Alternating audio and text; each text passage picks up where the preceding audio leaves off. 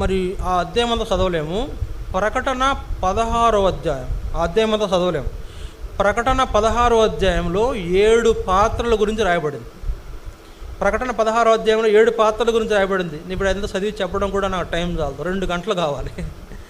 కనుక ప్రకటన 16వ అధ్యాయం ఇంటికి చదువుకోండి. ప్రకటన 16వ అధ్యాయంలో 7 పాత్రలు భూమి మీద కుమ్మరించబడతాయి. 7 పాత్రలు భయంకరమైన శ్రమలు. అది ఎంత భయంకరం అంటే చెప్పడానికి వీల్లేదు, వినడానికే తట్టుకోలేము మనం. అమ్మో నిజమా, అంత ఘోరమా, అంత అన్యాయం, అట చేశాడు వాడు. అలాంటి శ్రమలు లోకంలో ఉన్న ఎత్తబడని వారికి సంభవించబోతున్న 7 ఏండ్ల శ్రమలు లోకం మీదకు రాబోతున్నాయి. లోకం మీదకు అవన్నీ చదివితే గుండె చెరువైపోతుంది. వాడు ఉగ్రత పాత్ర కుమ్మరించినప్పుడు జరిగే ఒక్కొక్క పాత్ర కుమ్మరించినప్పుడు ఒక్కొక్క సంభవం. నీళ్లు దొరకవు, అన్నం దొరకదు, ఉన్న నదుల్లో నీళ్లు చేదైపోతాయి, పైనుంచి అగ్ని గోళాలు భూమి మీద పడతాయి, కింద భూకంపాలు వచ్చేస్తాయి. ఇప్పుడు మనం సునామీ సముద్రంలో వచ్చే సునామీ చూస్తున్నాం, అక్కడ ఆకాశంలో సునామీ వస్తుంది.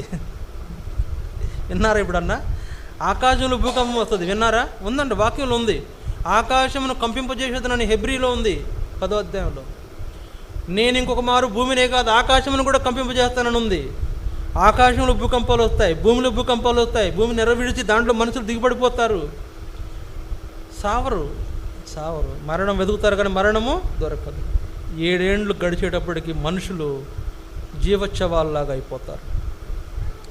అది 7 ఏండ్ల శ్రమల కాలంలో జరగబోయే సంగతి. సంఘం ఎత్తబడ్డాక జరిగే విషయాలు ఇవన్నీ. మొదటిది కడబోరం మ్రోగుతుంది, 2వది పరిశుద్ధాత్మ వెళ్ళిపోతాడు, 3వది సంఘం ఎత్తబడుతుంది, సంఘాన్ని తీసుకెళ్ళి ప్రభువుకు అప్పగిస్తాడు పరిశుద్ధాత్మ, 4వది కృపాయుగం ముగిసిపోతుంది, 5వది సువార్త తలుపులు మూయబడతాయి, 6వది అంత్యక్రీస్తు పరిపాలన ప్రారంభించబడుతుంది, 7వది లోకం మీదకి 7 శ్రమలు, 7 ఉగ్రత పాత్రలు వలన వచ్చే శ్రమలు లోకం అనుభవించబోతూ ఉంది. సంఘం ఎక్కడుంది? ప్రభు దగ్గర ఉంది. అందుకని సమయం ఉండగానే మీ చేతుల్లో ఉంది నిర్ణయం.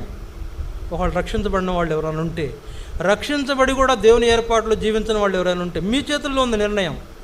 మీరే తీసుకోవాలి నిర్ణయం. దేవుడు కూడా ఏం చేయలేడండి. మీరు నిర్ణయం చేయకపోతే దేవుడు కూడా ఏం చేయలేడు. మీరు విల్లింగ్ కాకపోతే దేవుడు కూడా ఏం చేయలేడు. నేను పరలోకం వెళ్ళాలని నీ మనసులో లేకపోతే దేవుడు కూడా ఏం చేయలేడు. ఆయన కూడా ఏం చేయలేడు. నీ నిర్ణయం కోసం ఎదురు చూస్తున్నాడు. నీ యొక్క లోపాలు ఇంకా సరిచేసుకోవడానికి అవకాశం ఇస్తున్నాడు.